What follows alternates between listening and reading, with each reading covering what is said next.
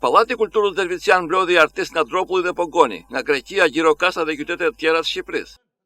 Ëndra e piktorëve dhe skulptorëve, gjithë artistëve nga Dropulli dhe Pogoni po bëhet realitet. Në Pallatin e Kulturës të Dervicianit po çelet ekspozita e arteve figurative.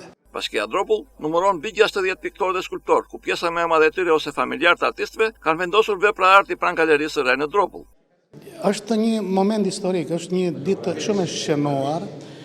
Hapja një galerie, hapja një ekspozite, që do jetë dhe fillimi i një pinakothike, një galerie, domethënë të veprave të artit në artet figurative.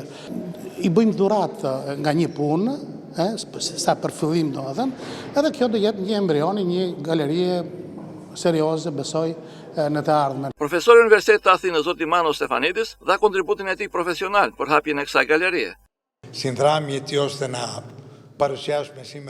Personalisht kam punuar për rreth 300 galeri të arteve figurative. Kjo e sotme është shumë e veçantë, sepse do të pasqyroj krymëkryese të një krahine dhe të një vendi. Së shpejti do të kemi vepra arti, si në Greqi, ashtu edhe në Shqipëri.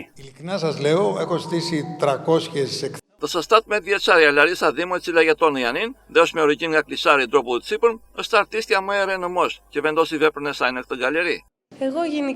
Jam shumë emocionuar se jam kthyer në vendindjen time.